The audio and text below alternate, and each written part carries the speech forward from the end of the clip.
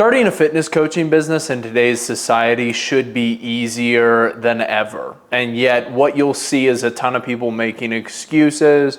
Oh, AI is going to replace all of the fitness coaches. Oh, that type of business model is not going to exist a couple years from now. Everything's becoming automated. Everything is for free online already. Guys, when you look around at society, if you don't see all of the glaringly obvious problems that we have as Americans living in a first world country where we think that we have it all figured out, we are so far from having it all figured out. I mean, we've got the obesity epidemic. We've also got a massive masculinity crisis going on right now. We've got people running around with lack of direction. Men are actually unaliving themselves at higher rates now. The levels of depression, of loneliness are going up like crazy. If you actually look around at society today and you think, oh yeah, there's no problems for me to solve because our society is so good. Like there's no problems to solve anymore, then you're just stupid. Like you're missing the point and you're never actually going to run a successful business in the first place because your business revolves around you solving problems. And if you've already convinced yourself that society is this perfect world that everybody gets to live in now, then there's no reason that you should have a business to begin with because there's no more problems to be solved. You're living in utopia. But how far away from utopia are we actually? Well, just a couple of the different problems that I mentioned earlier, like the obesity epidemic and the mental health crisis and the masculinity crisis, all these different problems are things that I have built my brand around and things that I talk about inside of my content in order to bring in people who are struggling with those specific issues. Like if you look around and you can't see just how much value somebody who can actually think clearly, somebody who can talk clearly, someone who can teach well, can actually offer other people, you're lost. You're never going to have a successful coaching business because the world needs better leaders now more than ever because these people are lost. These people are antisocial. These people are spending all of their time consuming. They're consuming themselves into a rut, into a mental health problem. I don't understand how people do not realize that coaching is just going to become more and more valuable as time goes on. And you have the ability to start now. You have the ability to say, hey, this is a problem that isn't going away. Like we're trying to come up with all these different medications to solve different problems. We're trying to be better as a society and lower crime rates and create this utopia for people to live in. But the biggest problems that people are dealing with are stemming from the mind. And if you don't realize that, if you don't look around and just see this absolute gold mine that you are living in right now, then I doubt that you're ever going to be able to see the value of anything. The truth is, it's staring you dead in the face, all of these different problems that you could be solving as a coach. But the people who ultimately need to step up and the people who are going to benefit from this are the ones who actually are willing to take the time to perfect their craft. And I think a lot of men will get into fitness coaching when they're feeling very, very lost in their own lives. And that's a dangerous place to be in because if you don't really have a whole lot to offer other people, if you're somebody yourself who could really, really benefit from a coach, who probably needs a coach, if you're somebody yourself who has a very, very messed up mindset, you're constantly playing the victim, you can't seem to take responsibility in your life, how are you supposed to expect to help others with that?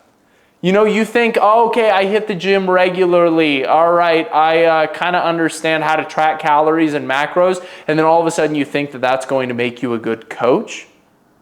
A lot of guys will get into fitness coaching without having their own shit together first. You do have to understand that if you're going to be a fitness coach, you're ultimately working to try to be an authority over somebody. And people are only going to see you as an authority figure if they think that you've got your shit figured out. And so you can fake it online as much as you want. You can try to make it look like you've got everything put together and that you understand, hard work and that you actually put in the effort. But eventually it's going to come out. And it's going to come across when you make content like this, because this is the type of content that actually sells. This is the type of content that actually draws people closer to you, is when you can just stand in front of a camera and talk about the thoughts that are running through your mind. When people get a really visual idea of what your mind map looks like and how you process through things, that is what makes them feel connected to you. And so if they can't get access to that, if they can't tap into your consciousness and your thought on another level, then they are never going to, number one, value your coaching incredibly highly. They're always going to see you as somebody who could be replaced by something like ChatGPT. You could be replaced by another coach who's charging a cheaper price.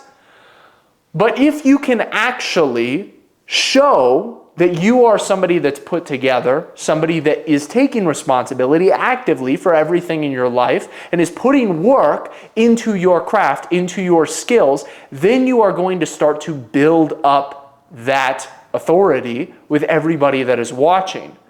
And so don't try to remove the speck of dust from somebody else's eye before you've removed the log from your own. Maybe it's time that you, as somebody who wants to be a personal trainer or a fitness coach or run some sort of online coaching business, maybe it's time that you sit back and reflect a little bit and think, hey, what is the shit that I've really got to make sure I've got together in my life that is ultimately going to make me feel qualified in order to actually help other people? Because it's very, very difficult to help somebody, to carry them when you're in a wheelchair yourself. Very, very difficult.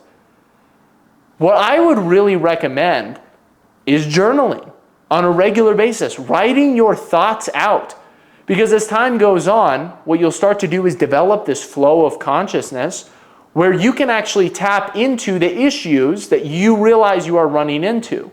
And the areas of your life where you're not really taking responsibility, areas of your life where you need to be getting better. And then you can start working on those little areas. And as time goes on, you start to become a more well-rounded human being. You start to become more confident in who you are and the problems that you can actually solve because you can see them solved out in your own life. So then that gives you a method, a template to then take and apply to the lives of others. And that's essentially what you're doing with every single one of your clients that comes to you. And I'm not saying that you need to be some professional life coach before taking on fitness coaching clients, but if you want to be a good fitness coach, you are going to have your entire life rounded out. You're going to have your beliefs really solidified. Like the amount of people that I've seen that fall off from fitness coaching because what they realize is that they don't actually develop any solid relationships with the people that they're coaching because they themselves are so surface level. Like they themselves do not even understand their own personality and why they do what they do.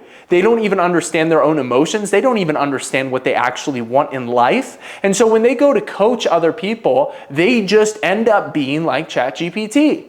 They're like, oh, eat these macros. Oh, hit this workout routine. Oh, do this, do that. There's no extra emotion. And that emotion is what fuels the buying process, but that emotion is also what goes on to fuel people to actually change in the first place. And so then they feel this lack of connection with their clients, and then they'll end up quitting coaching altogether because they're like, even people that have made money. I've seen people that make good money off of fitness coaching decide, yeah, I'm just not going to do this anymore because it just doesn't really feel like it's for me. It's because you didn't actually have your stuff figured out. and you were bad at putting together the templates that, because you weren't helping yourself, it's very, very difficult to help others. So as a coach, you have to constantly commit. Hey, I'm going to further my education. Hey, I'm going to get better at speaking. I'm going to get better at sales. I'm going to get better at the marketing. I'm going to continue to learn how the algorithms work.